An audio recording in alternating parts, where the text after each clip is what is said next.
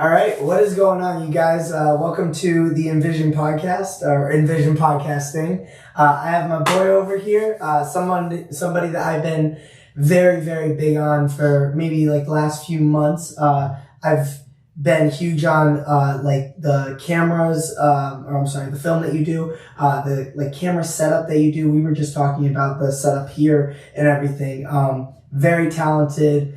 Future, I want to say film director, but you do so many different things, like as far as like cameras and angles and just audio and everything. So this is going to be a great opportunity for you to talk about that, talk about the film industry, stuff like that. Yeah, my good friend here, Nate. Do you want to introduce yourself? Do you want to be like, hey, you know? Yeah, sure. I go by a couple of names. Some people know me by Nathaniel. Some people know me by Nasty Nate. Some people just Nate. Yeah. I work sometimes in the film industry or sometimes on my own personal work, and I get to a point where I just kind of like find, okay, I want to be here and I just want to grow into it and get better at it. So sometimes film industry, sometimes personal work, and sometimes photography as well. Right. Yeah, and that's the thing about you that's so interesting is like it's hard to describe what you do because like I said, you do so many different things. You have so many different facets of like film, photography, just overall like generally like anything that involves a camera being on someone or something, it's like you're the expert. So I guess we'll get started with like, where did that come from? Like, why did you decide to like start getting into film, or when did you decide to start getting into film? So, when I was like younger, I would always watch movies. Right. Always. Big movie guy. My mom would pop me in front of the TV and I would sit and watch movies for hours. The same movies. It was Batman Begins and the original Spider-Man with Tobey Maguire. Right. As I got older. The best Spider-Man movies, by the way. Let me make that clear. Agreed. And so when I got older, middle school, I got an iPad. I used to make like little videos with everybody, like where I used to live with. I don't know, stupid little videos of just like someone like beating somebody else up or just silly stuff, right? Right. As I got to high school, I've always been in the movies, like I said, so it's always been like a love and passion for movies and watching movies and TV. And then eventually I had a film class in my senior year where I had a teacher, and the teacher basically gave me this bit of information that's like, if you wanted to do this as a living, it's possible. You know what I mean? Because everyone asks you, like, when you're in high school, oh, what are you going to do when you get out of high school? Are you going to be like a mechanic, lawyer, doctor, police officer, firefighter?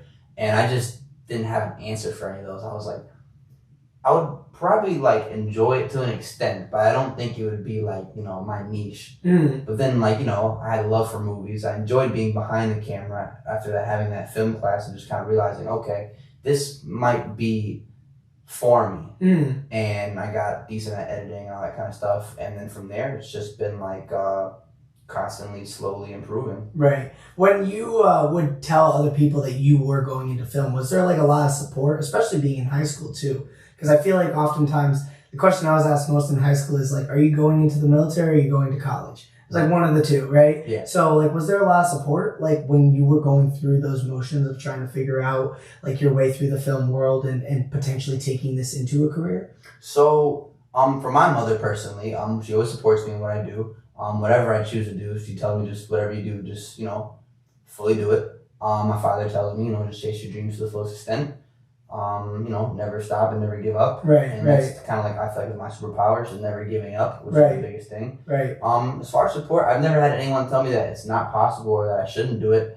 Maybe sometimes along the lines, people kind of try to, you know, maybe like limit your vision, try to tell you like maybe, you know, aim a little bit lower, or maybe like this might be the best option, or maybe you should do this. People will give like their opinions on maybe what I should do. But it's my life. I choose what I would like to do. You know what I mean? And I see in that the important people validated that. You know what I mean? They supported you. Like you were talking about your mom, your dad, somebody online. You know, you're always going to have those people, especially if they see you having a better life in a sense than they do, because you are doing what you love. You know what I mean? You are following your passion. A lot of people are restricted to one way of living. Like I said, the military people or the people who want to go to college, you know? So it's good to see that you didn't have too much. And plus on top of that, with your talent, man, it's like when you put out the kind of content that you put out, you start to become undeniable. And then you start to have that brand. So like, which Instagram did you start with? Because I know you got a couple. Yeah, I got about 3 right now. So the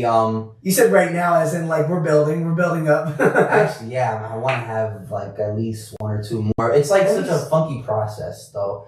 But so the first one was the one that has like this Nasty Nate Films. It's a funny nickname somebody gave me a long time ago, Right. And then someone told me I should use that because it sticks a little bit, so I changed it. And then I have my Portrait HQ one, which is all my photography work. Right. That one I created my senior year of high school because I wanted it to be kind of like just like all my film stuff and whatnot. Right. But as I kind of like started using more of my film work for my main Instagram, I was like, well, maybe I could turn this into something else. Cause posting a bunch of pictures on my page would kind of make it a little oversaturated. Right. So I made that one the photography one, and then I just created on set, which is like basically a business. It's like the production company side of things, where it's like Nasty Nate Films is me, but Nate on set is like hiring me and anyone else I choose to come work with me. So Nate on set, even though it says Nate on set, it's more so like me or a team of people, right, run by me, right. And then I have more that I like to make for like specific things. Like I'm making one for a docu-series, and then that's sick. In terms of any more right now, maybe a couple ideas, but nothing that's like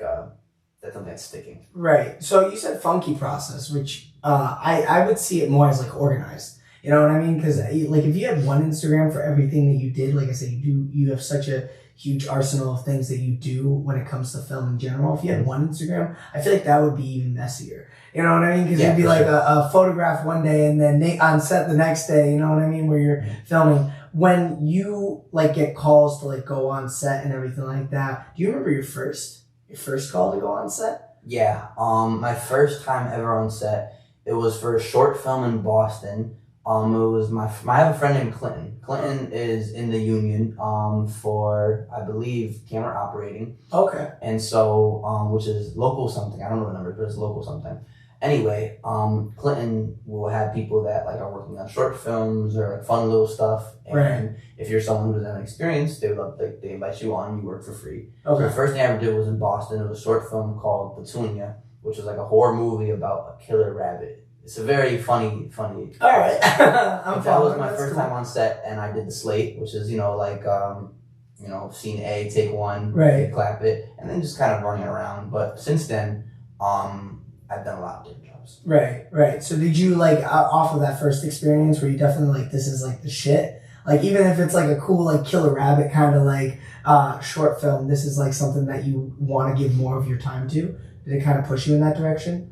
Yes, but not the way like it seems. So like as like a PA, which is a production assistant, that is like was deemed as like the lowest of the low. You are basically have nothing to do of major importance to the film other than helping people. So you're just like an assistant, you know what I mean? Right. I wasn't in love with that, but I was in love with the aspect of like, okay, this guy gets to control what's going on. This guy gets to work on the lighting, and this guy gets to work on how the scene is made, and this guy gets to work on this. And I was more in love with the fact that I have opportunities to go higher. Right. You know what I mean? The specific production assistant thing, that's not fun. That's not your future. That's not your dream career. No, definitely not. It seems like you want to like build a team too. You already have, as a matter of fact. And that kind of shows, like, I've noticed that, like, when you're on set with people, I mean, it's kind of like being in a band. It's like everybody needs to be, like, on point and working together, because if one person, I feel like even if one person, no matter how small their part may be, you know, starts, like, going, like, trailing off in this direction, can kind of mess up the entire thing. Yeah. Docu-series. What do you, like, I don't want to spoil it, I don't want to throw it out there, but, like, docu-series, like, have you been starting to get into that, like, more? Yeah, that's kind of like the thing that I feel like is gonna be like my my takeoff thing. I came up with this idea about a year ago, and I tried to get it going, but it was slow at the time. Killer Bunny, right? Yeah. But I tried to get it going, and it just did not run the way I thought it would. I think my experience at the time was not good enough to kind of get it rolling. Now I'm more so pushing it. I do like how do you say, guerrilla marketing for it, and try to get a lot of people in it. It's a docu-series about people who have been through traumatic life experiences, so people who are talking about things that are unique. Maybe somebody who was addicted to any type of drug, somebody that was incarcerated, somebody that may have dealt with like a major injury, like losing a limb, or a veteran, or anything that has to deal with something that like you just don't usually hear about, right, or things that people don't usually like to talk about, right. So it's really just kind of like an outlet for people to kind of express stories of their life and be able to really just kind of spread the message of like we should all just you never know what somebody's going through, so show love and support and always be kind. Right. Well, and that's a good thing about you too, is like you seem to have that want to show love and support and help bring people up and elevate people, which is what I was talking to you about this podcast. It's about bringing people on and talking to them about like what they want to do in their life and how they'd like to promote it and where they want to go. As far as this trauma docu-series, like all jokes aside, the interesting thing about it is most people who have trauma don't want to talk about it. So how do you get these people to engage? How would you get these people to talk about what they want to do? Is there like any sort of negotiating on that, or is it kind of like, hey, more of a casual like conversation? Well, what it is kind of more so, it's like I tell people this is an opportunity to broadcast your story so that others who may be going through a similar type of pain or grief can almost relate with the fact that someone else is going through it as well. I think a lot of times when people go through things in life, they feel like they're the only one going through it, when in reality, most humans are going through a very similar pain and anguish. And so I kind of feel it gives people opportunity to kind of help others intentionally or unintentionally. So when I tell people that, they more so say, you know what, that is a good kind of side of it. Like I get to tell kind of like just share their story, and someone else is like, okay, they're going through something similar. I'm not alone. Right. And that's really good of you, is like to bring these people on and to have them talk about what they're going through. It almost feels like they're contributing, you know what I mean, to help other people who, like you said, are going through similar things. In a way of takeoff, because that's what you said, this docu-series is potentially going to put you in a position to do. What does takeoff look like for you? So for me, it's like, I kind of would like to run everything through like the YouTube part of life, basically just be able to pay for the advertisement, and as well as like travel and around the world telling people stories. That's kind of the big thing. It's going to be a very good looking image. I like to put out good looking things, so it's going to be something that's like not just like your average, like I go and just record them and I just like it'll be set up nicely and look really good. But as far as like takeoff, like you said, it's really just kind of my way of like breaking out into leaving my mark on the world. So I get to kind of say, I created this is mine, and this has really, changed people's lives or helped them in some sort of ways, or really just improved. I don't know, as long as I could like affect someone in a positive way, I think that's the most important part. And this is my way of doing that. So for me, that's a takeoff. Absolutely. And I like that about you a lot, to be honest with you, because me and you have that in common. Because up until I started making this podcast, and up until I started getting into the shows and stand-up comedy and stuff like that myself, I really didn't feel like I was doing anything or leaving any mark on people. Even though I had a close circle, I have a lot of good friends and everything, I didn't feel as if I was leaving an impact, And so I feel like that pushed me into a fear of just kind of dying, but dying with nothing. But with the things that I'm trying to build now, with the things that I'm trying to put out in the same way you are, I'm not scared of that. I'm not scared of death. I'm just scared of dying without leaving that. And I like that about you, because it's that lasting impact on people, where it's like, well, yeah, Nasty Nate Films, maybe a fun nickname and stuff like that, but it truly means something, you know what I mean? Yeah. Where you are, and that's another question for you too, where you are getting into your best work when you do deal with people who, are going through traumatic experiences or are hurt. Like, would you feel like that is where your best work is done, where you kind of really like lock in and tune in? You know what? I would say yes, to an extent. I think the most time, like I kind of am able to create something special is when I'm dealing with something that's like emotional. So if I'm creating something that's inflicting emotion, that is where like you really have to like dig deep into like everything has to be at its best, because we're gonna put out something that people might be affected by. So nothing could be like half-assed, I guess you could say. Would there ever be anything traumatic-wise or emotionally that you would be more or less afraid to put out?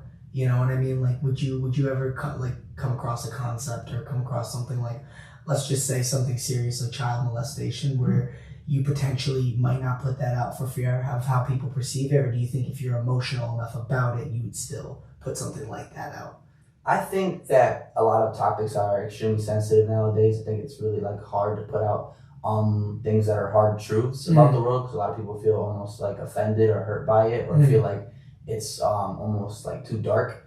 But in reality, I think it's just like what life is, unfortunately. And if I were to have a guest that had gone through something like that, then I would, I would want to put it up, because the truth is the truth, no matter how hard it may seem, no matter how dark it is. It happens, and it happened to someone. So, I mean, I wouldn't want to lock off anything based on how dark it is. I think it should be put out for that exact reason. Right.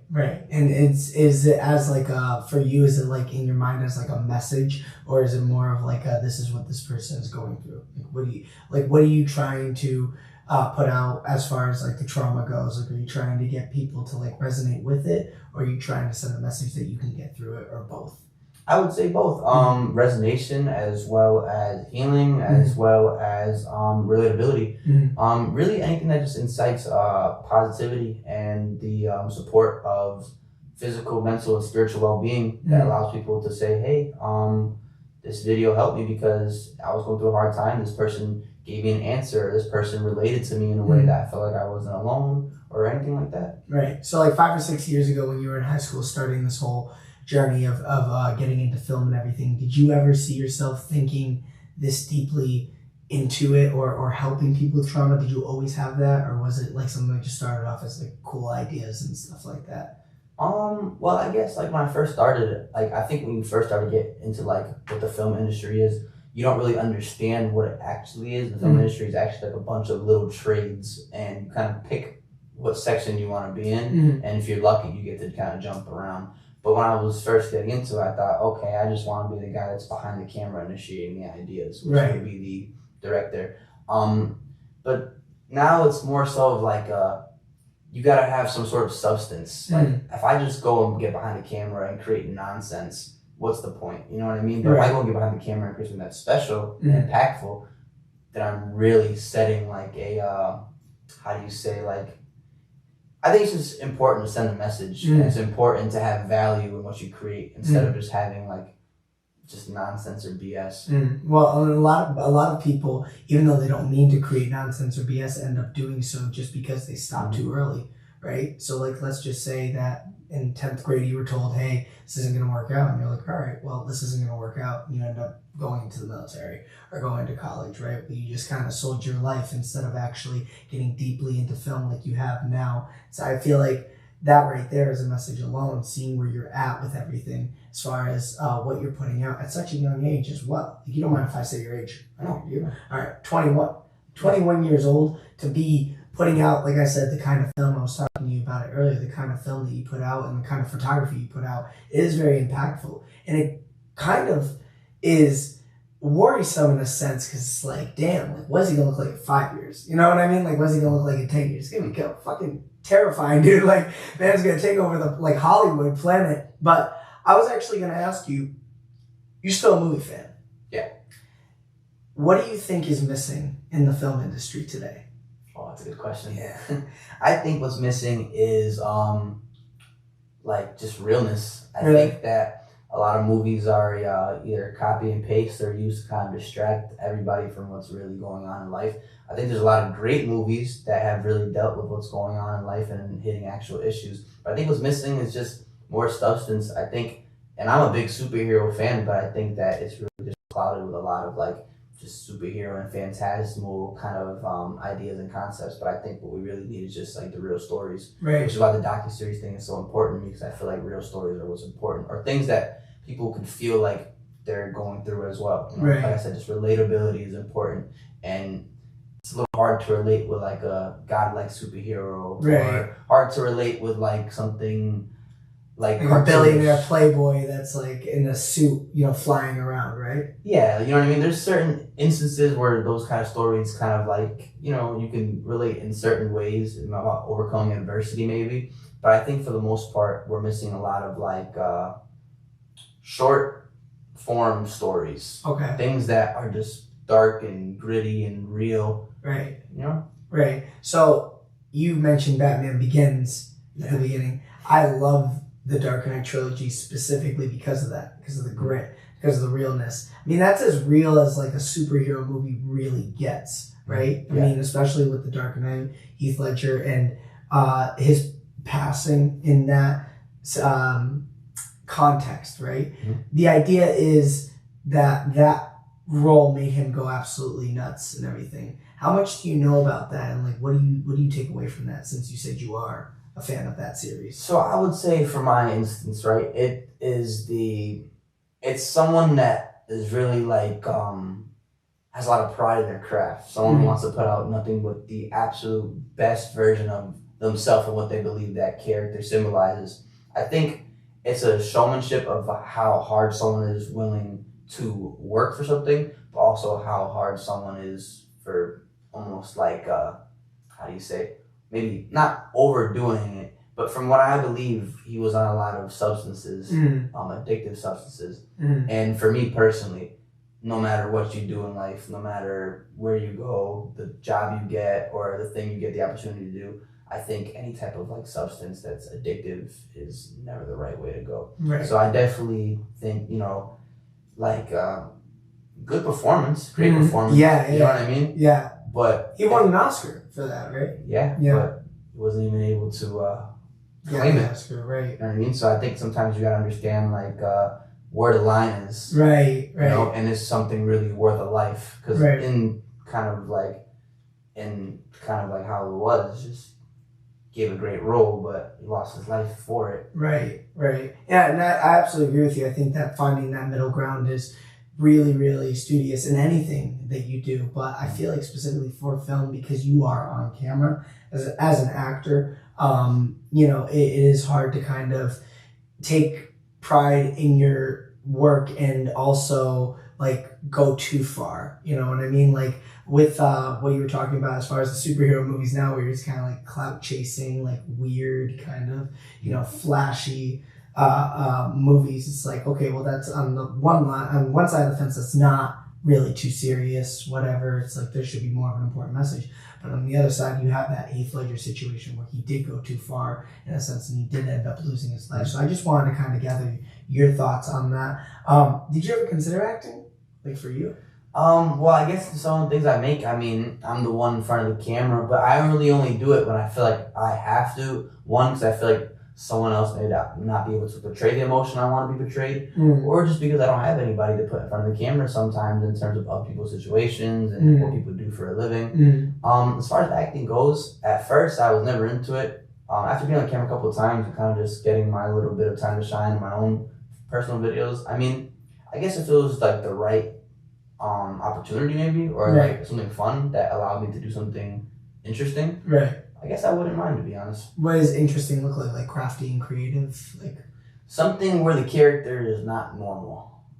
So something a little bit like Edward Scissorhands, like kind of deal. Yeah, something that sticks out. So when you come up on camera, everyone's like, "Oh, this guy, if this guy is on camera, something crazy is gonna happen." Right. So do you like that like kind of spontaneous like look for yourself, or do you like that just in general? A little bit of both. I like characters to have unique traits, but also be relatable in a way. I feel like sometimes if I'm in front of the camera, I'm able to kind of give off some sort of like emotion that maybe people could be like, I've seen that before. Right. You know, I've seen that myself before. Right. As far as, like I said, it's just spontaneous and all that kind of stuff. That's cool with me. Right. You said this before we started the podcast. You said countless failures, right, to build up to where you've been now, right? Because we see Nate on set, we see Nasty Nate Films, we see your photography account, and we look at it and we're like, wow, this is like really fucking good, right? But at the same time, we didn't see the failures that it took to get there. What kind of failures were you alluding to? A lot of like year failures, mostly. Going to try something and just being absolutely trash at it. You know, you want to take a picture and not knowing how the settings worked, or buying the wrong equipment because this guy online kind of told you that the cheaper option was better. Even though you realize maybe I should have just, gone with the best option. But a lot of failures more so as in like just trying things and failing. Trying to do a lighting setup and just not getting it right for hours, or trying to make something and then realizing that you recorded it wrong, or a lot of things where you're just like, okay, I messed up, but now since I messed up on this part, I will never make that mistake again. That's the one thing about countless failures, that countless failures leads to countless victories. Right. And it's interesting too, because as soon as you said lighting failures, lighting setups, I was so into our conversation. I forgot to turn on that light. I swear. So I was like thinking about it now, like having that trial and error mindset. I mean, even I was telling you about the podcast. It's like, you know so much more than I do about how to set up everything, how to set up cameras and stuff like that. But you were at the point that I am at now at one point, you know what I mean? Where you were just trying to figure out trial and error. Was there any like film that you put out or any short film that you ever put out where it was like one of those things where you watched it back and you're like, I can't release this, like I can't put it out because it's so bad kind of deal? Yeah, it happens. Most of the time, like, the funny thing is, like, you make something, right? And then at the time you're making it, it may look really good, or sometimes it may just be really bad, and you go home, like, maybe I can fix it while I'm editing it. Sometimes things just don't fit together well. I would say that's just like another thing where it's just a countless failure. Now you understand, okay, next time when I go into this, I'm going to be able to do it better. Right. So there's things that I've had on my computer for like a long time now that no one's ever seen. And there's things that like I make, you know, sometimes that I have out, or I'll delete them because I feel like it's not a good look for like who I am now. Or like I'll look back and be like, geez, like this is so trash, but it just shows how much I've moved, because at the time, you know, at the time that was good. Right. Now to me it's not good. Right. Which means that I'm just upping my standards. Right. And that's excellent too, that you're upping your standards. Do you think that now that your standards are obviously your standards aren't sedentary, right? Like you're always going to constantly be improving, constantly trying to get better, right? But do you think that you would ever go back to one of those short films and maybe try to play around with it? Maybe try to see what you could do? Maybe make it work? Sometimes I like to go back to footage and see maybe if I can make it look better. It's like a spec thing with the cameras, where when I first got my camera, there's this thing called S-Log, and I didn't know how to use it at first when I first got the camera. What's S-Log? So it's like when you record, it's like a flat image. You may have seen videos online where it's like a flat image, and then you add a conversion and let that kind of evens out the color, and then you color from there. Okay. And so basically, when I first got the camera I have now, I had no idea how to use it. All of my images were overexposed or underexposed. And the lack of an ND filter, which is a neutral density filter, which allows you to get rid of excess light that's coming to the camera. Okay. Basically, at a time, I didn't know any of that stuff. So I have old footage that had potential to look good, but because of me, I was the one that kind of trashed it. So sometimes I'll go back and maybe I could fix this. You know, it was a good shot, it was a good frame, it just didn't look that well. But sometimes it works, sometimes it doesn't. You know what I mean? Sometimes it's overexposed, underexposed, you just can't fix it. Right. And I feel like you're also like a present and future guy. Like you're like, what am I doing today and what am I doing tomorrow? Kind of deal. Especially with film, right? Because you're always thinking about not the next project that's taking away from the current project, but like you're in depth in the current project and you're like, what can spring off of this? Do you ever get into those kinds of thoughts? Like, yeah, for sure. Sometimes I make stuff and like a lot of people tell me like, oh, like this is kind of like an open concept. Like what can happen after this? Sometimes I'll make stuff and people will be like, I want to know what happens next. Or I make something and people are like, oh, this would be like a good, cool, like online series idea. Right. And I completely agree. Sometimes I make stuff that people today would just like want to know like what happened before, what happened after. I kind of sometimes make things and the action just happens. Right. But I guess you never know. It all depends on what the people want sometimes. But also, like, you know, I create for people to enjoy, but I also create for myself sometimes because I have an idea and I want to see it brought to life. So it all depends on, you know, what's the positive, what's the upside of indulging more into something? Can there be more from it, or is it kind of good to just leave it as is? A lot of movies have sequels that never need sequels. Some movies need sequels because there was so much potential and opportunity there. It all depends. Speaking of like movies and television in general, are there any TV series you're like particularly fond of or that you take inspiration from? Yeah, so my favorite TV series would probably be and they're pretty like open. A lot of people like these shows, but I mean they're just good shows. Breaking Bad for one. Oh, dude, it's amazing. I was literally just about to say that. I'm so glad you said that. The Sopranos. Oh, stop it. All right, now my heart, stop. All right, calm down. I'm telling you. These are all amazing shows. I love both of them. All right, continue. I don't know. I was a big fan of Daredevil on Netflix. Daredevil was really good until it got canceled weirdly. I mean, all the shows ended up getting canceled on Netflix, I believe, right? They started canceling those. Do you know why?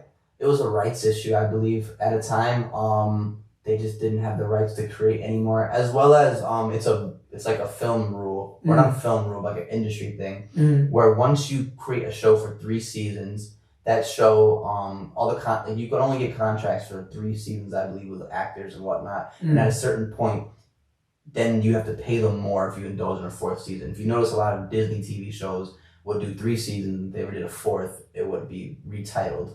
So it's a thing where, like, after 3 seasons of something, it's either you continue or you don't. But I know with the Netflix situation, it was like a rights issue at a certain time. Right. But other than that, I mean, that's all the information I have. That's interesting. Breaking Bad and The Sopranos, man. You hit my top 2, like, immediately. Why do you like Breaking Bad? Like, what do you love about it? Like, what's intrinsic about it? Well, the reason I like Breaking Bad is the same reason I like The Sopranos, where it's like the characters are super duper like, human. Like, like when you see certain characters in The Sopranos or Breaking Bad, you kind of realize this person, like, I know a person like this. Right.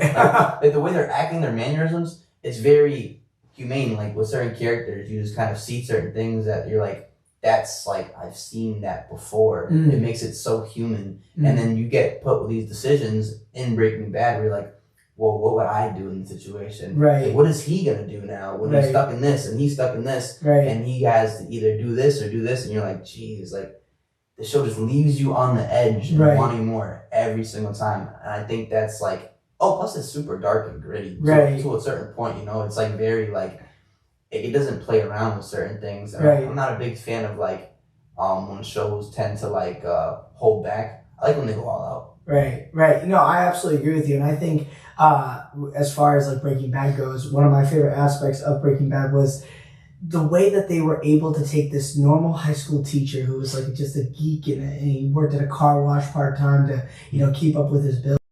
Just turned him into, like, over the course of 5 years, like the top kingpin, like, in the United States. You know, that it's incredible. And the storytelling that they did, like, you start to see the mania that he causes, but how that inspires him to cause more. Yeah. You know what I mean? It's like this man that never had confidence, a shred of it in his life, who was told that he was just nothing, who was always jealous about the money that simple drug dealers were making. You know what I mean? Like these low level drug dealers were making, they were making more than he was. And you just saw the inspiration from that. And I loved seeing that. And it's funny too, because you didn't want to root for him, but at the same time you did, because it's like, you know that this guy's been held down, and you know how much it kicks his confidence to just be able to, like I said, be that drastic in his decision making. And he's a dork too. Like he's not a guy that can really fight or anything like that. He's not a menacing dude. But by the end of the show, nobody fucks with him. Especially, well, spoiler alert. I mean, it's been 10 years. If you haven't seen the show by now. But spoiler alert, like when he killed Gus, you know what I mean? It's like at that point the switch, and from that point on to throughout the rest of season 5, it's like everybody was talking Heisenberg. Everybody was scared of this guy. And then you went back to season 1, you see this dude like his underwear in the desert. You're like, this guy? Like that's one of the things when you rewatch the show, you start to almost not even side with him anymore. Right. Like when I've rewatched the show, because I rewatched it, I think I've watched it maybe 3 times. Okay. Maybe even 4, I don't know. Right. But you rewatch it and you're like, you know what? First time I watched the show, I was totally on the side. Now I'm like, he had opportunities to kind of turn his life, you know, kind of around to the point where he has many opportunities to get out of a situation, and chooses not to due to pride. Right. So it's kind of interesting how you just kind of watch someone constantly ruin their life even more. I mean, even the fact that he ended up beating cancer. Right. Right? And the whole point of him doing everything was because he had cancer. Now he was going to die and leaving his family nothing. And then he ends up beating it and stays doing the negative things he's doing. That's like the part where you're like, okay, I want to root for him, but I just can't anymore. Right. I think it's the addiction that he had. Like, obviously, ironically, he was selling a drug or creating a drug that, you know, would create all these bad habits and addictions in these, like, people who, you know, wanted that, like, fix, so to speak. And you saw his addiction really come out. And that, I thought at the end, it was kind of genius to tell Skyler, like, oh, yeah, I did it for me. You know what I mean? That right there solidified his character. He said, I'm a piece of shit.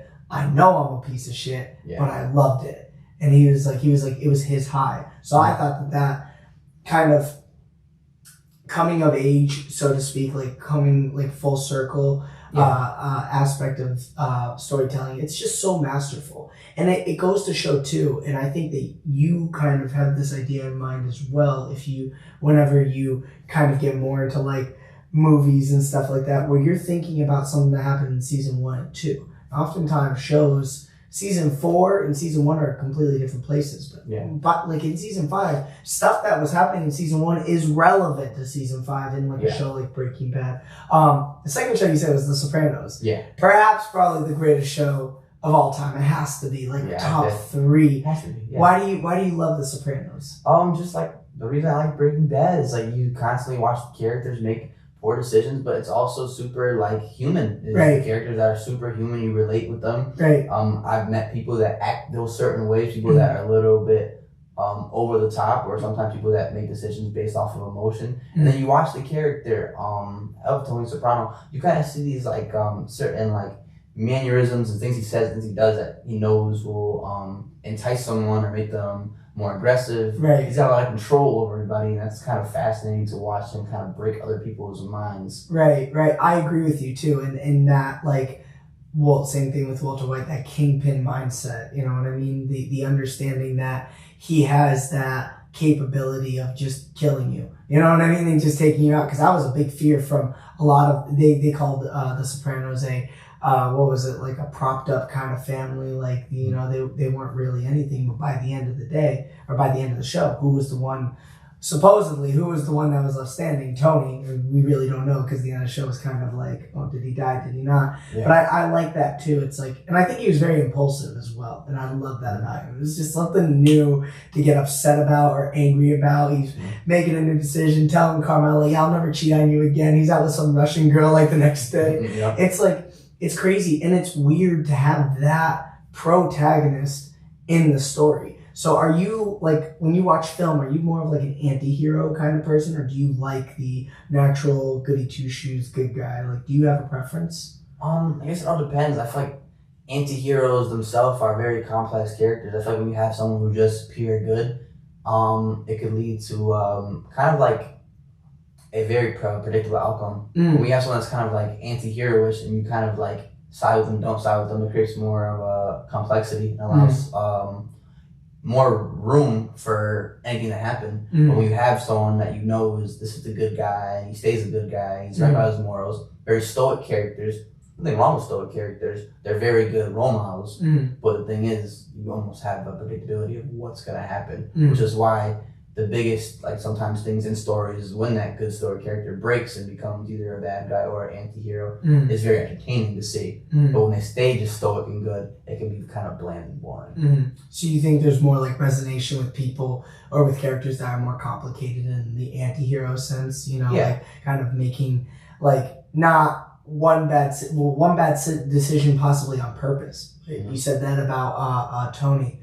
You know what I mean? You mentioned like he knew multiple times, just like Walter knew multiple times, like this is gonna fuck some shit up, and he still went out and did it. You know, so I agree with you. I think that, and those kinds of characters I feel like also are missing a lot in film. You know, nowadays especially. We were just talking about like even if you took a look at movies like Marvel puts out. You know what I mean? Like Marvel, I don't really know any characters besides Daredevil. That's like Deadpool. That's like a complicated character, really, when you think about it. You know, most of them are good and are fighting for good, or most of them are evil or fucking shit up. You know, I thought Thanos was kind of complicated, but I think that's actually when the adult side of Marvel ended, and you started having like She-Hulk and stuff like that. And you're like, all right, what's happening? For you, would you ever think about doing like something in the sense of like creating a television show? Like not specifically a docuseries, but a television show with actual characters and everything like that. Yeah, I mean, I think I guess not everyone, but I definitely would love to. As far as like how I would go about it, it would have to be more of a short form type of show. Maybe 12 to 15 episodes. Definitely like the 45 minutes an hour aspect, because I just like enjoying the fact that like people when they take their time for shows, it always comes out better. Yeah, I mean, I would love to make a TV show. I'm not 100% sure what it would be about, but if I were to go about doing it, it would probably be maybe 3 to 4 seasons. Wouldn't last very long. Have a solid ending. I think that's the most important thing. Do you have multiple short films like currently, or do you have a couple? I have maybe, I want to say, maybe around 3. One of them I'm still editing, so it's like that's a process. But in terms of like, I like to consider some of my stuff like cinematic shorts. So it's like you jump right in and then you jump right out. You get a taste of what I'm trying to give you, but not like the full bite. So like it kind of allows me to jump from multiple different, not variations, but multiple different. I think the word is like. I'll just say personalities. Right. You get to kind of jump around and you get a little bit of this and a little bit of that. And understand that my versatility. Right. Well, and that's exactly actually what I was thinking is like you're so multifaceted with what you do. And having those little short moments, short films to kind of get people in and out. It's like a roller coaster. You know what I mean? You jump on, you were like, wow, that was so exhilarating or exciting, and you jump right off. I feel like that also gives you the ability to know what people like and what they don't. You know, I feel like oftentimes people will just put stuff out just for the sake of putting content out, like you said earlier. And it's like you having that is actually really smart when you think about it, because it's like, imagine you put like a long film out all of a sudden and like people are like, I'm not mess with this. Well, not only did you waste a bunch of time with the editing and the filming of it, but people don't like it. There's nothing wrong with that, because some people do that, whether it be film, podcasting is actually a good example. But I feel like the way you do things is like it's like a bullet. It's fast. You know what I mean? Like, what do you like kind of deal. Have you ever steered away, like if someone doesn't like something? Have you ever like noticed that, like on set, like if someone's like, hey, you know, this isn't really working, we should try this? Like, do you ever take other people's advice? Like, are you open-minded on set, or are you in your own zone? It depends sometimes, you know. I feel like at certain times maybe I think I know what's best. It's an experience thing sometimes. If someone has a little bit less experience, I think that for the most part people always will try to give their opinions on things. And for sure, sometimes I'm like, yeah, that's a wonderful idea, let's do it. And sometimes I'm like, I think we're just going to stick to the regular idea that we had planned. When I work, usually it's like a team of 2 or 3. Sometimes it's just me, but sometimes we have a couple people. And sometimes I'm on somebody else's team. You know? So when I work with, I have a buddy named Aaron, and Aaron is kind of like, I wouldn't say like a sidekick at all whatsoever. I would say more so like on partner level, right? And he's like my second set of hands. So sometimes Aaron will give me an idea, and sometimes I'll be like, yeah, that's actually a way better way to do this. Let's do it. And then sometimes he'll give me an idea, and I'll be like, I just don't agree with you on that one, man. That's interesting to think about, because it's like some people, when they are on set or doing their own thing, I feel like they're not open-minded at all, especially in Hollywood, right? Like I heard a story about how he's not Hollywood, he's more of a singer, but you obviously know Mick Jagger. Apparently behind the stage, he was awful to people. I mean, he wanted the stage set a certain way, and yeah, he's at a level of superstardom where he can be like that, right? But it's also about having that open-mindedness, and it feels like a lot of your really, really good ideas are like you observing things and listening and being like, oh, that's interesting, or I never thought about it this way, or you looking at things and being like, all right, how can I flip it? You know, almost like a Rubik's Cube, trying to kind of solve it and figure it out. Where do you, speaking of like going forward and everything like that, 21 now, where do you see yourself by 25? By 25. Yeah, I know that's like, it's hard to put a time frame on anything, right? Because sometimes, some weeks you move so fast, and other weeks you make no movement at all in general in life. But if I could say like 2027, where do you see yourself like in a couple of years?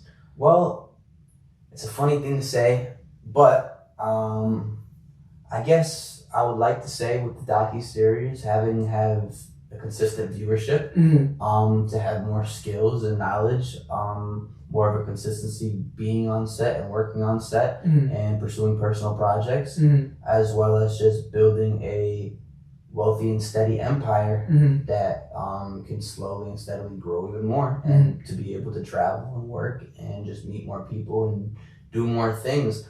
My biggest thing is that I want to be able to affect people in a positive way and just motivate and inspire others. So if I can, in 5 years, just motivate and inspire a bigger crowd of people, then that's what I would like to do. Right. There's nothing funny about that. That's fucking, driven.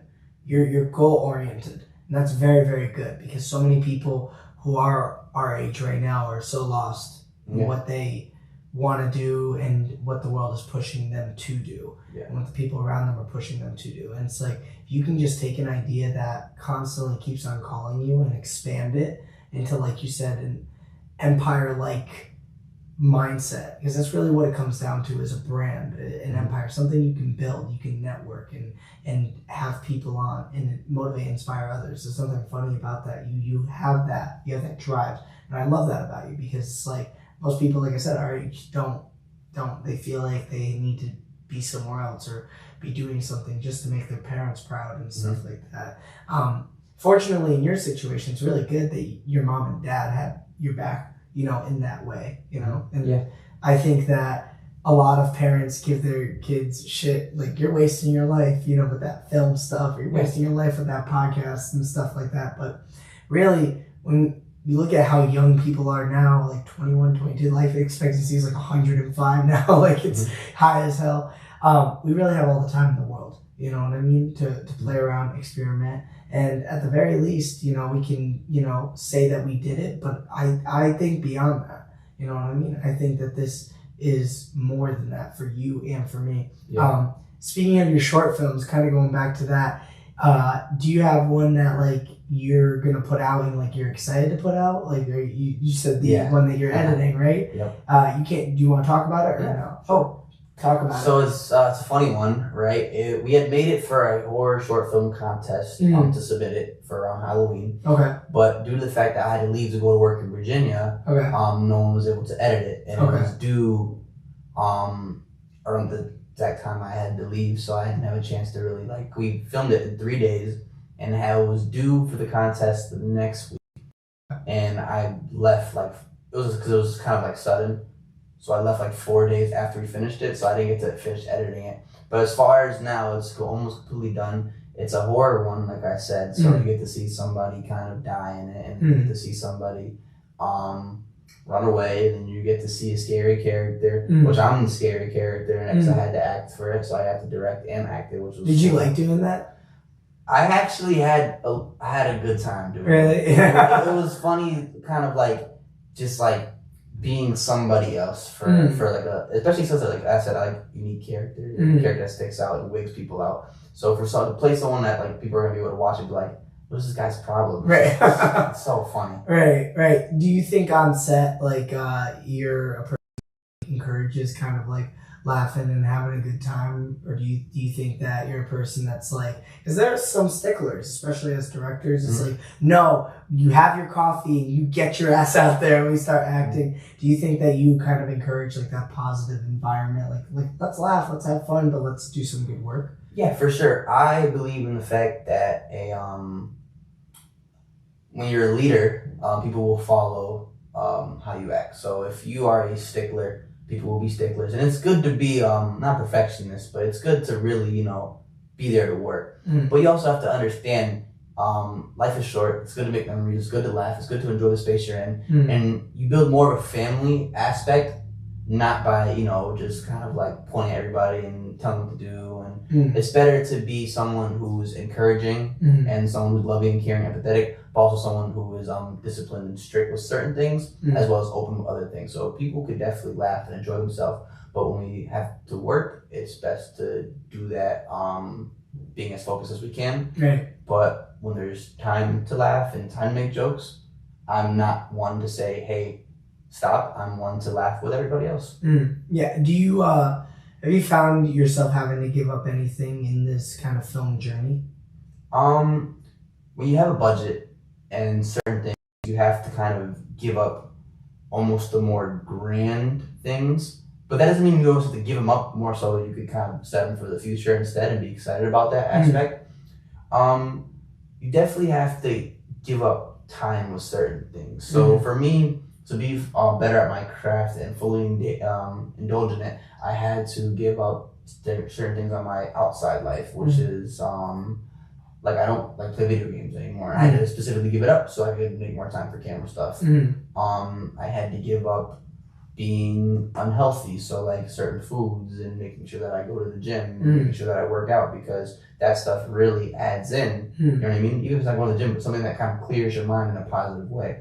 So I had to basically just give up the negative things in my life, which really isn't giving up at all. It's really just adding more substance. Right. You know what I mean? Yeah, it was funny. I was talking to one of my buddies about this.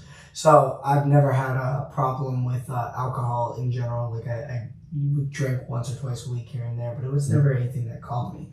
However, marijuana for a non-addictive substance really is a bad sell, because I'll tell you, man, you get you rely on that heavily. And I found myself this or that. Really, honestly, that's what it came down to, because I was doing nothing but getting baked all day. Even like the only time I wouldn't get baked is if I went to the gym, and that's it. You know, but other than that, dude, I was getting smoked all day, and like it would really, really mess with my concentration, not only in life, not only in taking care of myself, but also in doing this, you know, in creating ideas, because I was so foggy the whole time. So the last 2.5 weeks, I have not smoked, and I feel so much more mentally better, you know? And it's funny you say it, because everybody tells me that. Like, people will, like, when they give up, like, whether it's, like, nicotine or weed or alcohol, it's always, like, that time where it's, like, it's difficult for them, but then they're not doing it, and they're like, I feel so much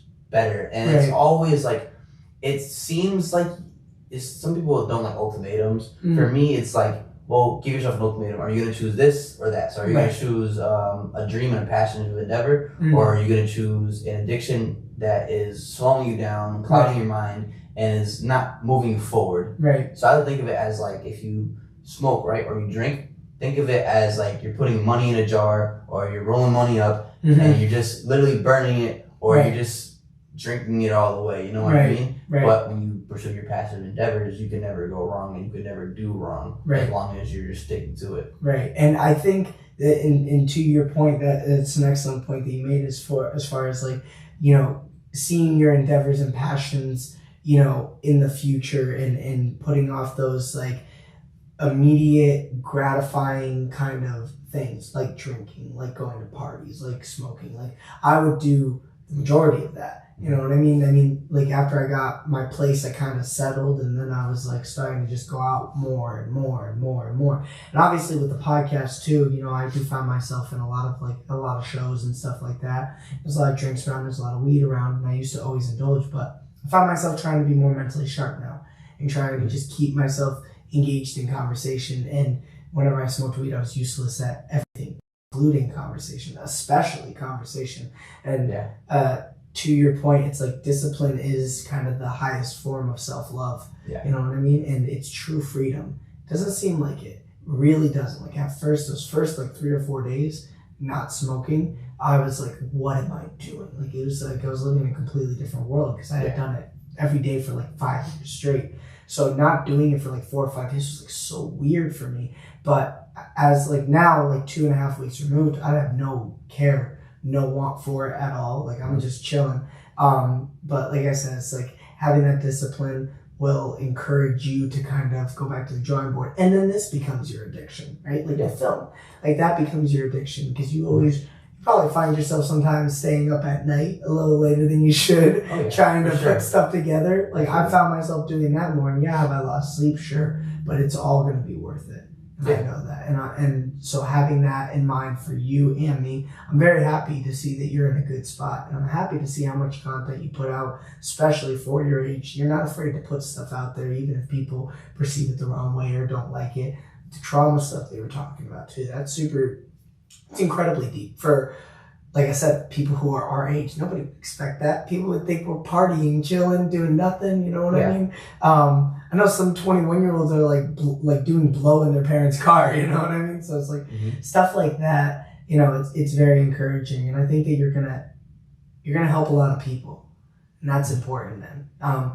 as far as everything goes with the filming and the camera work, do you think that at any point, like, do you have like a prediction for like when you're gonna take off, like when the docu series is gonna more or less come out? Well, I would like to hope for certain days and dates. I would like to hope that I could have it ready in 6 months or a year.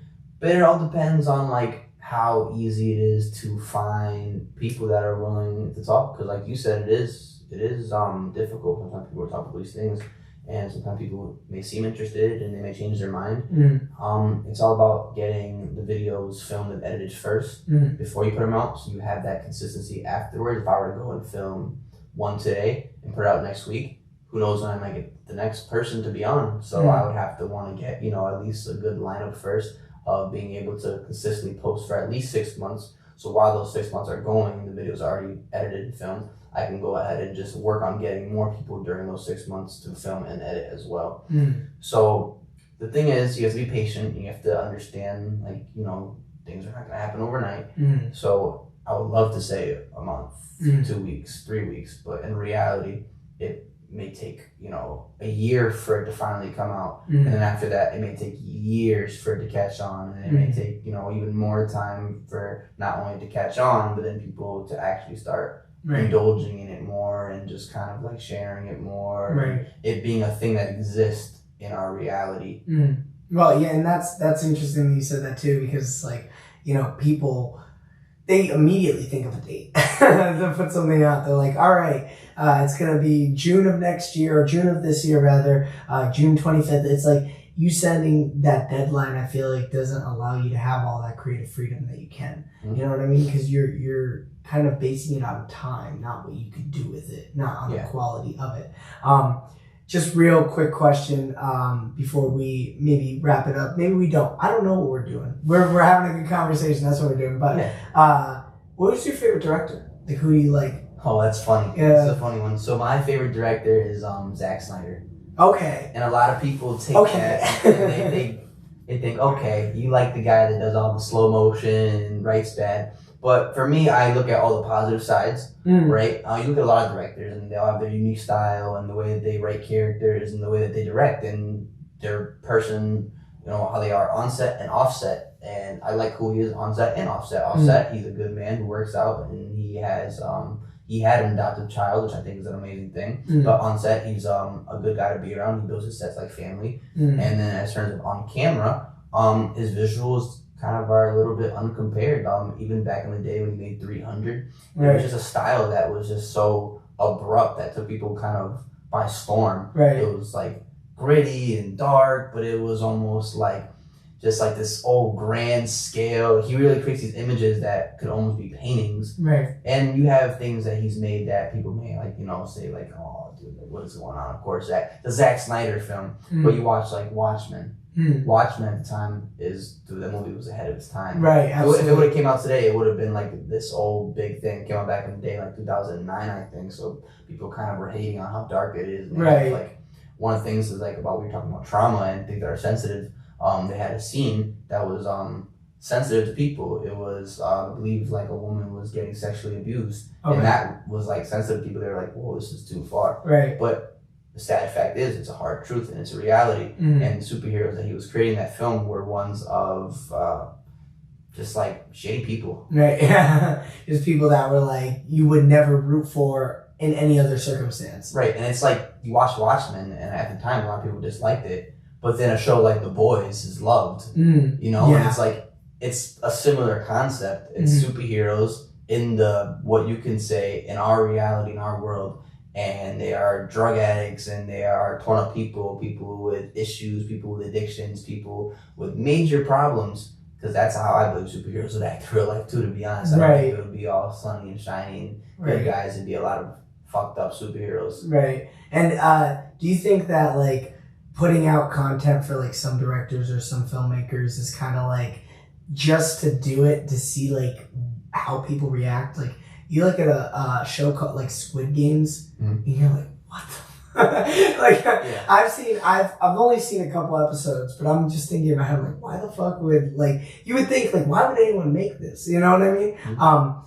I don't know if you've ever watched The Human Centipede. Yeah.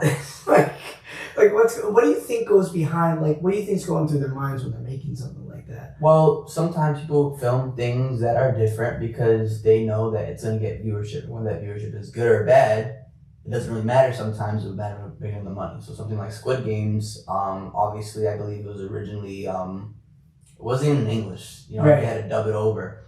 But it was like the concept of like, it makes you, it's like how do you say, like a reality show. Right. In a fake TV show. Right. But then you're like, you know, and then people love reality shows, you know what I mean? So that's kind of a draw. So sometimes things that are created specifically for people to view. Some things are created more so to be just a strong story. And if it gets viewed or not, it's not important. It was the story aspect that was important. Right. Stuff like that is made purely for viewership and purely to be received as good or bad or for people to talk about. Right. It's eye candy. Right. Well, and that's interesting too. It's like, because I don't know, did they have a season 2 for Squid Games? They're working on it. That's what I've at least seen. That's They're so working interesting. on creating a season 2 because the ending is not a cliffhanger, but the ending leaves you with the main character, making a poor decision that leads to a Squid Game 2, basically. Right. Yeah. So you're saying that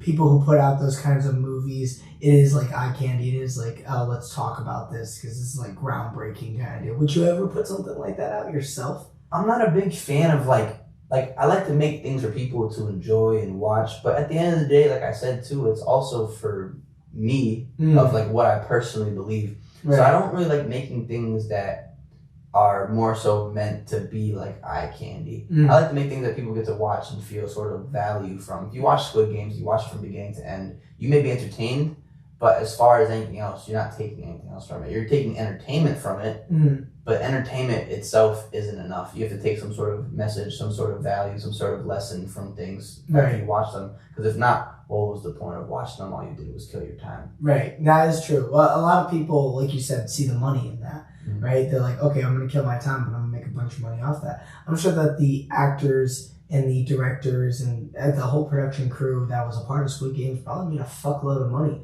off of it, right? But it's like, at what expense? Like, is anyone going to watch what you put out next if you put out something that weird? You know what I mean? Like, you have those questions. Like, you know, are they waiting for, like, you take a guy, I forgot his name, Jordan Peele. Take a guy who put out a movie like Get Out, right? This is a comedian. So it just shows how like fucked up stand-up comedians are in the head, right? Because this guy put out like a really weird, kind of complicated, funny but cool movie, right? Yeah. People were like waiting for the next one, right? And he made a couple movies after that. I think that that's more of a way of selling yourself. Like people saw value in that movie, right? In whatever context, especially with the like racial aspect of it. Right, you know what I mean? Where you have this black dude going to an all-white neighborhood, and this dude from TSA, his friend's like, "Yo, don't do it," and he's like, "I'm gonna do it," you know. So it's just, but it was funny, but it was like unique, you know what I mean? Right, and that's the thing about like his films, and a lot like mostly like a lot of like, how do you say, like not, I wouldn't say, well let's leave it at that. Well, his film specifically, it's more so like you can watch Get Out and still talk about today, and it still pops up in people's Instagram reels. It still pops up as like a film that was made and it was really good and it was enjoyable and had a strong message, right? But in 10, 15 years,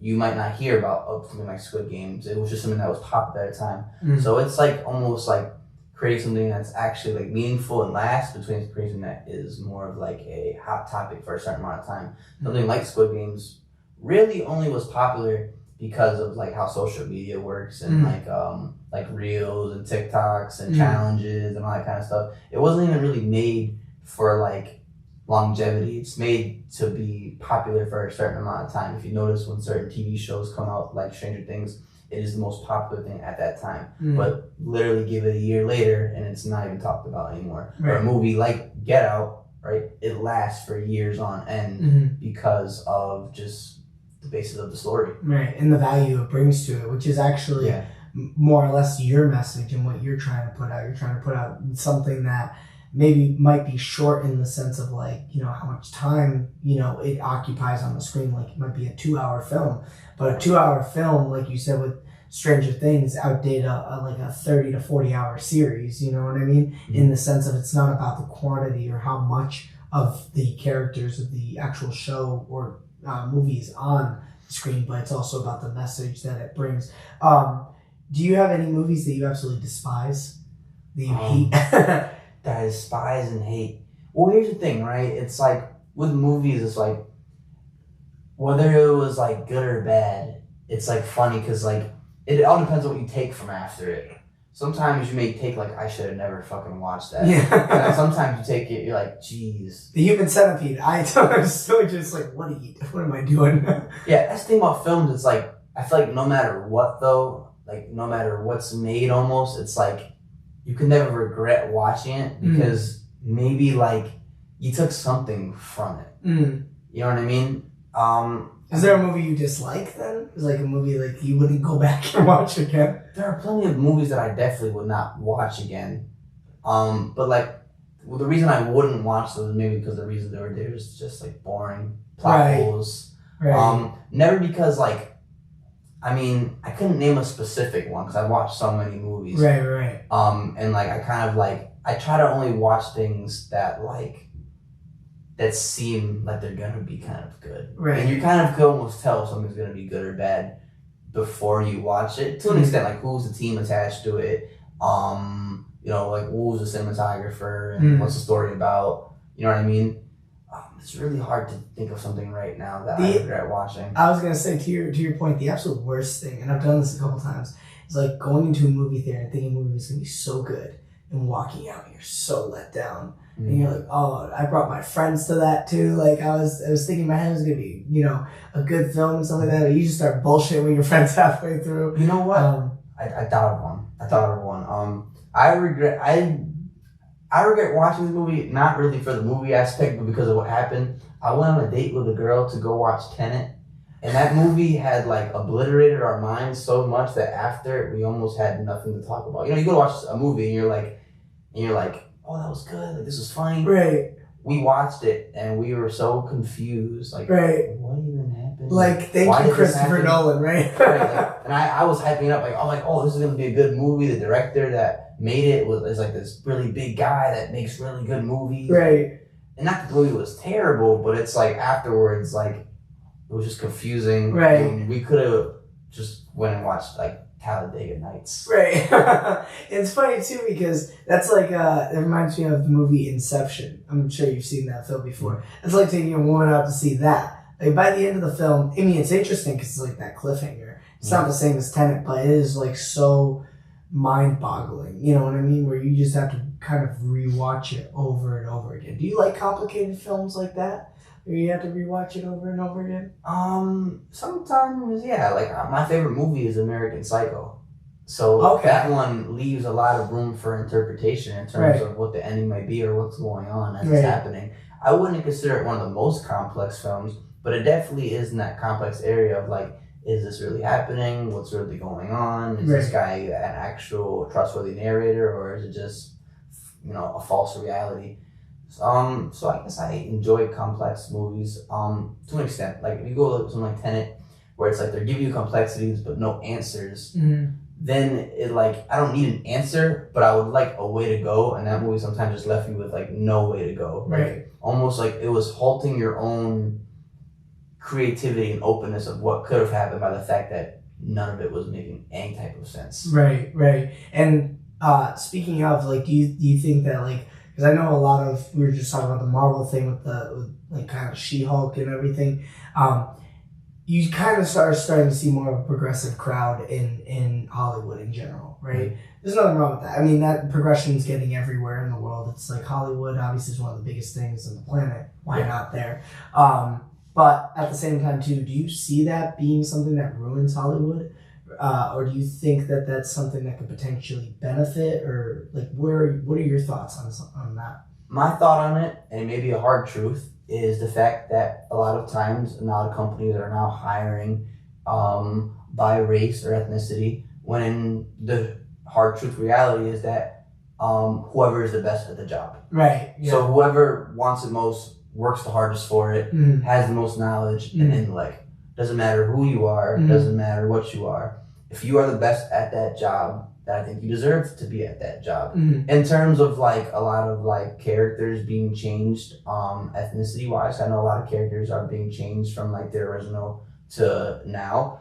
I don't find it to really be that big of a deal. Like I said, it's just who really does the best job. Right. You know what I mean? And if someone who is a man that is white does a better job than someone who is a man that is African American, then you go with the white guy. But if the African American guy is better, you go with the African American guy. It all depends on who's better at the job and who wants it more and who worked harder for it. Right. But you think that Hollywood is missing that mark? You feel like that people who are really talented are getting overlooked for people who are part of that progressive crowd, so to speak. Yeah, because they're doing it for like the clicks. You know what I mean? If they go and hire an LGBTQ actor based off the fact that they're LGBTQ, other than the fact that a straight actor could play the role better, they're doing it for the fact that they know it's going to get media attention. Right. And a lot of the times, you know, in this day and age, we have a big crowd of a specific group that will go and support something because of one of their members per se being in it. Right. So I mean, I absolutely agree with you. It's really just like it's like a money magnet. Right. You know what I mean? When you hire a certain person, you know you're gonna get a type of stigma for it. Some bad, some good. But if one crowd is making it more good for you than the bad crowd is, then you're gonna go with that crowd that goes and watches it more. Right. You know what I mean? Well, you look at that undeniable work too that some people put in as like actors, right? And that's really where that authenticity kind of shines. And like you said at the beginning of the episode, it's like authenticity is really what's missing in film now. And a lot of it is for favoritism of crowds, of certain like members and individuals. Like you take that, I don't know, you know who Brie Larson is, right? Yeah. Yeah, you take what she said about like men, you know what I mean? And how big of a crowd was like against that, but how much bigger of a crowd was for that. You know what I mean? It just kind of started to show a lot of the holes in, I mean, at least from my perspective, keep in mind a guy that knows like about film, you know what I mean? Like likes watching some things here and there. I always just found that interesting. You know, like how could, because if I said if a guy went up there and said anything like that about a woman, I mean, he would be like immediately like kicked off the stage, you know, and like probably ripped apart by the crowd. But we're living in a time now where I feel like we're trying to overcompensate, you know what I mean, for the wrongdoings that, you know, people who are generations behind us did. I'm all about equal rights. I have no problem with any crowd, you know, as long as, like you said, it's about talent. It's about how well they do, you know. And so when that starts to bleed into like film, you know what I mean, and it starts to become one of those things where, like you said, it's not as authentic. It's all about, you know, trying to choose who's popular, I guess, in that sense, you know, who is like a member of that crowd that everyone's going to go for, because God forbid we pick this guy. Oh, you're picking another white man. Actually, it's funny.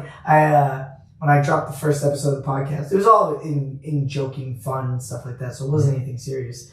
But this guy commented, he was like, "Oh yeah, two white guys doing a podcast. We needed another one of these." And I just jokingly said, "Yeah, well, next time we'll do blackface, you know, to make you feel better," just as a joke. But like the idea there is like, when someone says something like that, it's like, that's, people can be real about that, you know what I mean? Like you're bringing on another guy, you know what I mean? You're having another dude start a role, you know? So I think that you just kind of get like just messed up in a lot of those woods. I feel like you're the type of director that would just hire anybody who's talented, you know what I mean? It's like, if you're good and you're on point, you're in. Doesn't matter who you are, where you come from, your religion, doesn't matter, you know, you're in. So I like that openness about you. Yeah, I definitely like to, I feel like a lot of times nowadays people don't have a lot of privacy in their lives. People tend to kind of put it all out there. And I think a lot of times that's what the problem is. Certain things should stay to yourself. And you know what I mean? If I'm hiring people based off of their skill level, there's just things I don't need to know or don't care to know. It's that information that's added for almost no reason. You know what I mean?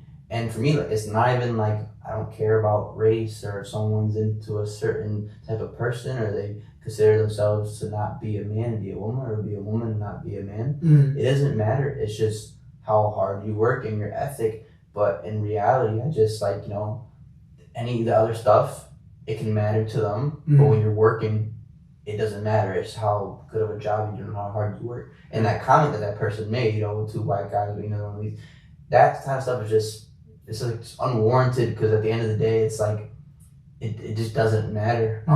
Information given out and entertainment. Right. You know what I mean? Well, it's silly. It's silly, nonsensical stuff that's said online. I mean, I didn't look at it in any other way besides just kind of throwing it back, like joking. Whether that was a genuine thing, it really doesn't matter to me. Like, I'm here to bring on really good fucking talent. You know what I mean? Who is more or less, because podcasters and people who are on shows want the big guys, right? They want the big guys with the big crowds, because the idea is okay, I want viewership on my show. You know what I mean? It's not really what this is about. It's more or less about networking, about creating, what'd you say, an empire, right? Mm-hmm. Creating a brand, more or less. And you have so many talented people who are just dying to talk about what they do. You know what I mean? And why they do it and stuff like that. So, sorry about that. I gotta get rid of this. No, so I apologize about that. No worries. No big deal. But yeah, you have so many talented people who want to, they want to, talk about what they do, and they just don't have the people around them to do it. You know what I mean? They don't have a platform like this to do it on. And let's just say in 5 years this whole thing takes off and I'm doing really well and stuff like that, I would still be doing the exact same thing I'm doing now, which is bringing on underground talent that maybe not everybody knows about, but everybody might know about in the future, because they become undeniable. And that's what you've become in my eyes, right? But keep in mind, I'm one person. I feel like in your mind, you don't prove yourself to other people. You prove yourself to you.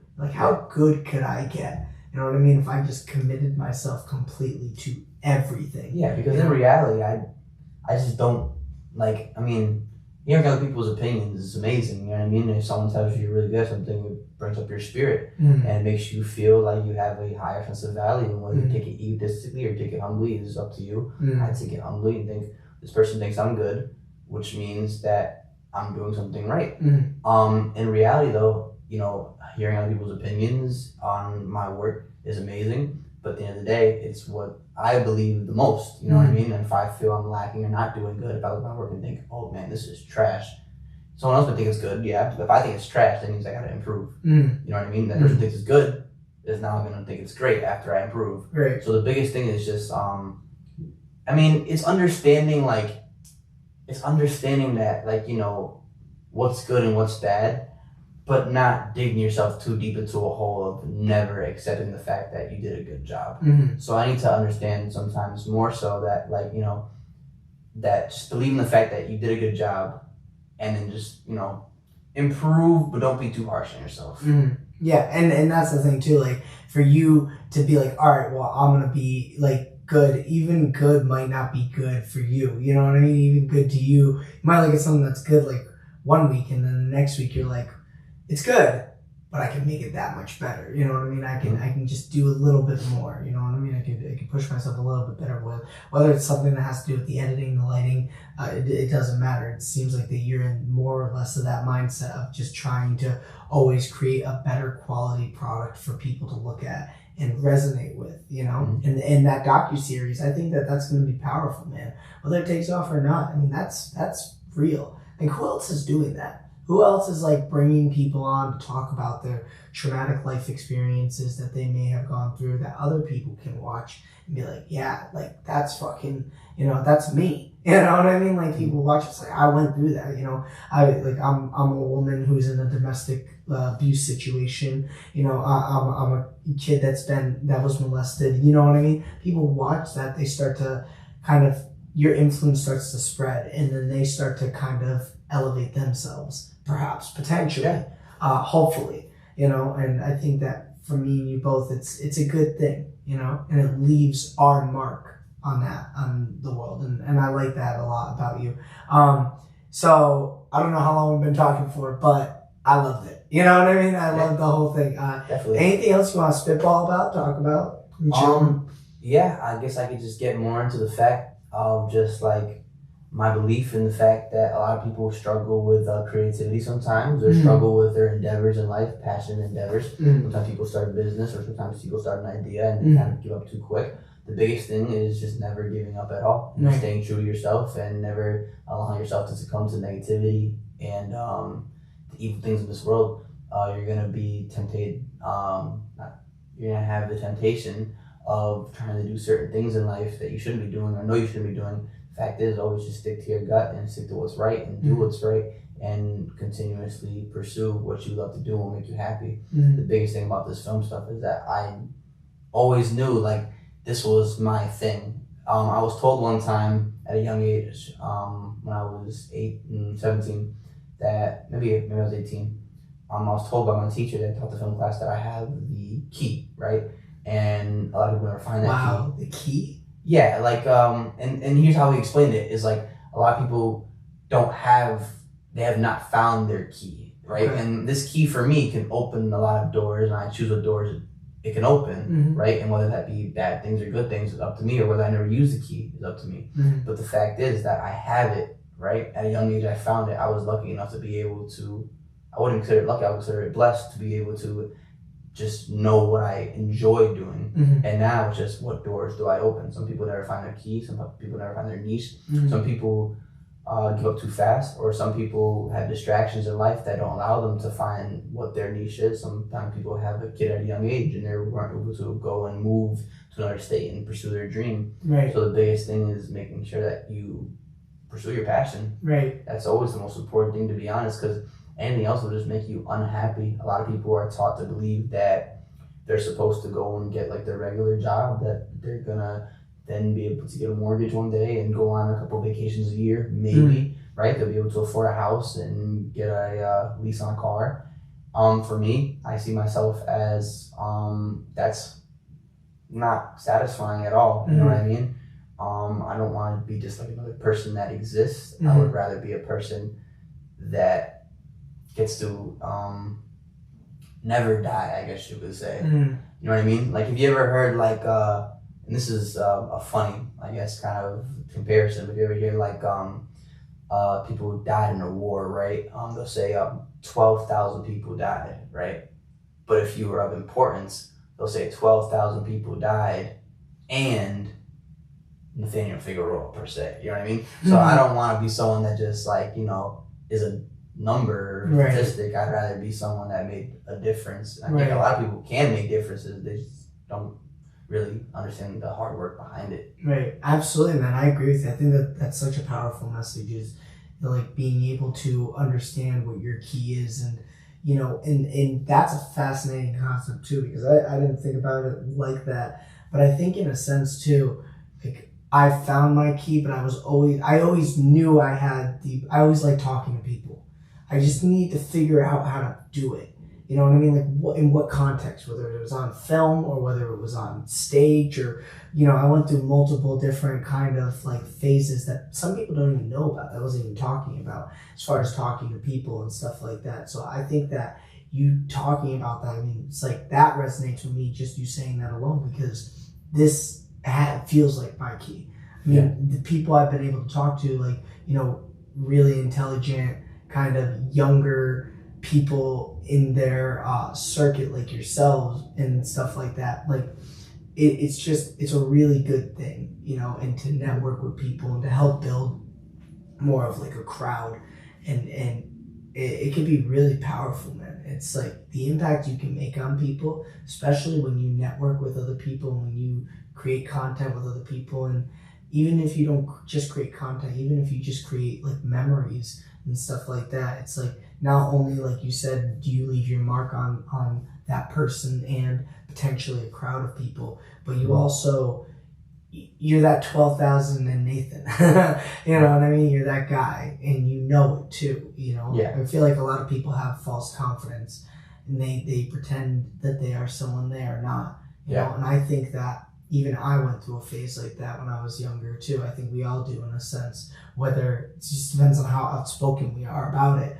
You know, I'm courageous enough to say that I was like that a lot myself. You know what I mean? I didn't have real confidence, so I just kind of overcompensated with fake, kind of like this nonchalant, stupid stuff that, you know, I either never did or whatever the case may be. But having this and being able to build my brand and giving up things, having that discipline has helped me with my confidence significantly. And now I feel like I can take on everything. I don't think that there's anyone or anything that could stop me. Yeah. And having that mindset is so crucial, even just to get to that point. Mm-hmm. So to your point, man, like, you're going to go places, 100%. Especially with the way you think and the way you're constantly, like, you're like a clock. You're just constantly ticking away, thinking about this project, the next project, and how to advance your life. So honestly, man, if you guys haven't checked this guy out, first off, I know we're talking to each other. We're barely talking to you guys, but if you guys haven't checked this guy out, please do so. I'm going to link all your Instagrams because you have like 20 of them. I'm going to link them all down below. And you have a YouTube channel as well, right? I do. There's only my film reel on it. But, you know, that's one of the things that I'm working on, you know what I mean? It's just like that constant battle, you know, a lot of us have outside lives, outside what we do. Mm-hmm. I'm trying to make it so what I do is just my main life and my main source of everything. Mm-hmm. But yeah, I got a YouTube, you could put it in there. I'm going to put it in there. I'm going to put everything you got in there because, like I said, you're going places. And I'm not saying that for the camera. We could shut this camera off and I'm still say it. You know what I mean? You have a really, really in-depth way of thinking. And I think if you push it into more of the unique place that I think you're going to push it into, especially with the docuseries, it's just something that's going to change a lot of people's lives, I feel. Right. And here's like the thing behind all of it, right? Is that all of it came from like a mindset change. Mm. So it all came from not just like wanting to be in the film, but also wanting to be just like a better person. Mm. And when you start to become like what you believe is a better person and to be a good person, right? You start to realize, well, what is a good person? A good person is someone that inspires and motivates and shows love and support, compassion, and empathy towards others, as well as always doing the right thing. Mm-hmm. And so you have to figure out, okay, well, what's doing the right thing? Doing the right thing is doing the thing that you enjoy. If you can't, you know, do what you enjoy and be a happy person, then how are you going to be able to help others and give others that mental upgrade almost? Mm-hmm. So like for me, my biggest thing is motivating and inspiring. I've had a lot of friends that like will see me do what I do. And it's not even the stuff that like the work that I'm making. It's more so the fact that I'm pursuing what I like to do and not succumbing to like the outside world's vision of what you should do. Mm. That makes it so my friends are like, well, I'm going to do what I want to do too. And then some of my friends start like clothing brands, or some of them try to become sound and like engineers to make music. And some of them, you know, pursue things that they just feel like, you know, this is a constant challenge, but I'm constantly getting better. And if I were to go and get a job somewhere, I would be stuck. And all of that for me came from my mind change, my mental change, which was instilling more discipline, as well as living a life of just a life of like pursuing constant challenge. Like, you know, like you said before, you were living a life that you felt was a little bit fraudulent, you know, living a fraudulent reality. For me, that was one thing that at a time when I was in high school made me kind of stick out, was the fact that like I've always like just try to be like, you know, as much as I can, like myself. And sometimes when you're yourself, you realize, you know, you kind of lose certain like friends, or you don't make certain friends. There's nothing wrong with that, because you attract even better people. So if like for me, like I said, it was just a mindset change. It was physical, mental, and spiritual discipline that allowed me to be able to do what I do. Because if I wasn't doing what I do outside of my passion, I wouldn't be any good at my passion.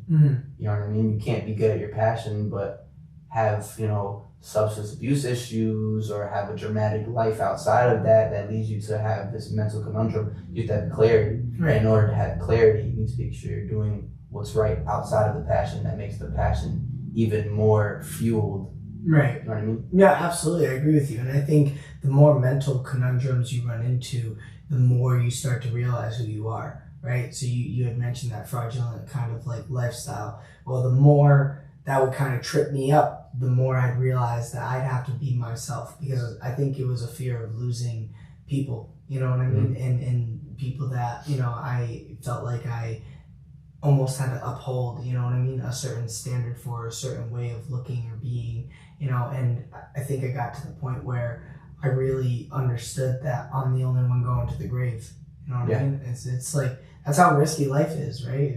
Life is so risky, you're not even going to make it out alive. Yeah. So it's like that, the idea there is like, when I realized that for me, I just felt, okay, so really honestly, if I could, like I sat on my bed, I just still do it here and there.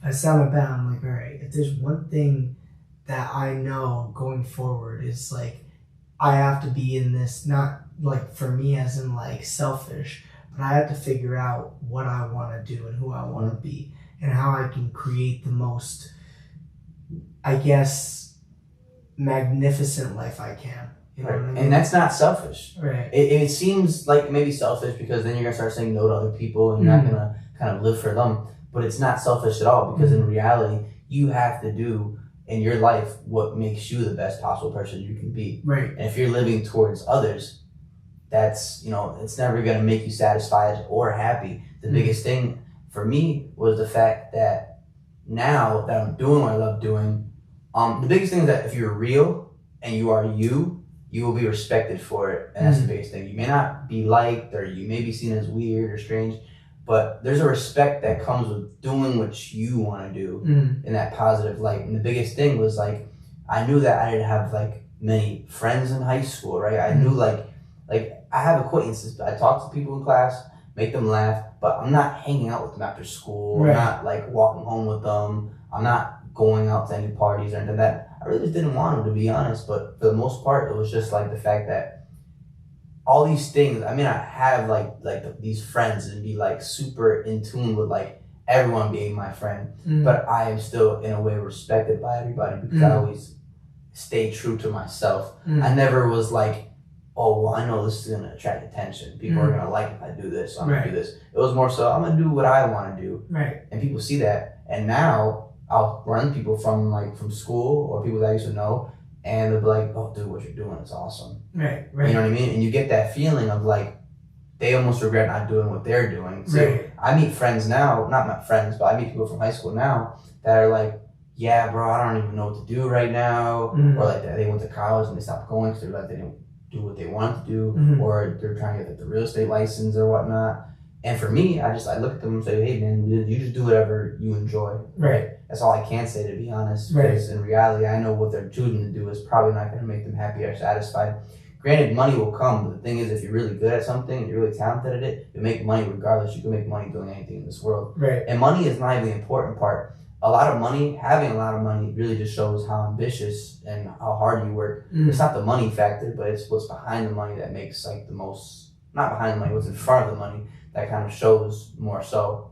So for me, like I said, it's just like, do what you enjoy. Right. Do it to an endless point. Right. And that was the worrisome thing for me is like, I'm a very social person by nature, right? So I had to kind of figure out how I was going to take the way other people perceived me and the way other people thought of me and kind of mix it into the batch of my character, but also not mix it to the point where I'm, living up to their standards. And I think what switched for me the most was taking that social nature and using it in this way. You know what I mean? In a positive fashion, to uplift people and to help people. Not because I want to get clout, not because I want to get points with them, because I want to do it, because it's something I want to do, something that I enjoy doing. I genuinely enjoy talking to people about what they do, who they are, where they came from, specifically because it also helps me learn about how I could be. Because you learn so much from people. Yeah. You do. You start looking at what people do, even people from high school who say, yeah, this is happening to me, or like, I'm, struggling to figure out, where I'm at in life. You can possibly learn, pick up something from them. You can learn from people who are ahead of you, in high school. Like, there's one of my friends from high school, call him more of an acquaintance, but one of my friends from high school, he is an electrician.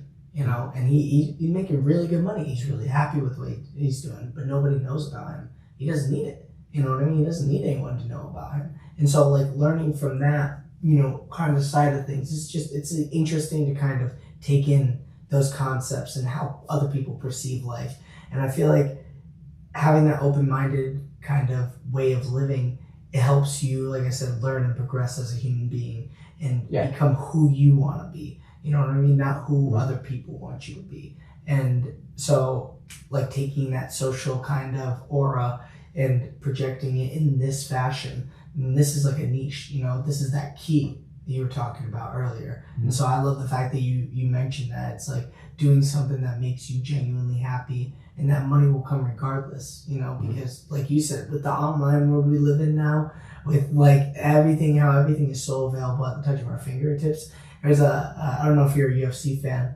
I'm a huge UFC fan, but there's the president of the company, Dana White. Yeah. He's a very outspoken guy. One thing he said, he was like, listen, if you're a part of this generation and you have all these young kids running around that really don't know what to do with their life and they're sensitive and upset about a comment on Facebook or Instagram, he was like, if you're even like half a savage, you know what I mean, that your ancestors were, he was like, you will run all these fucking kids over. And it's true. It's like, we live in a generation where, no offense, but being soft-minded is encouraged. You know what I mean? Through social media, through, you know, just everything, even in the school system and pretty much everything we do. And I think that, you know, being able to just take your craft and really just go far with it no matter what anyone says or what anyone does, even be willing to cut people off for it if you need to. You know what I mean? Because it's something that makes you happy. And if someone else is unhappy with you being happy, then fuck them. You know what I mean? Sure. It's like going forward no matter what. And to that, paying attention to the people that love you and you love most. Because those are the people that are really going to count in the long run. You know, you look at people who are random or people that, like, say there's this big film director that you meet, you're like, oh God, I got to impress this person like that. Like, you wouldn't weigh that in over your mom. You know what I mean? It's like things like that. People get caught up in that though. You know what I mean? It's like, it's a scary world in that sense, but I think that people like us, you know, maybe won't change it, but at least we'll do good for ourselves. Maybe that'll inspire others and uplift others. So I appreciate that, and I appreciate you for being on, man. Seriously, like it's so sick that, you know, I have a person who's gonna be like a future fucking king of Hollywood. I'm telling you, that's how I'm selling you from now on. Get a poster with your face and shit like that. But no, honestly, man, you're fucking awesome to have on. I like the way you think. It's very in-depth and deep. Like I said, I'm going to have all your social medias linked below. You know, you do a lot of really good work. And like I said, I'm not saying that just for the cameras. You know, you do a lot of good work, and I think that you're going to go far. Yeah, thank you. I appreciate it, man. Awesome, man. We always end it kind of awkwardly, where I had to pick up the phone, I had to put it here and be like, I got to get microphones. I got to figure this out. But I appreciate you, like, being on and everything. Yeah, of course, bro. No yeah. problem at all. Thank you.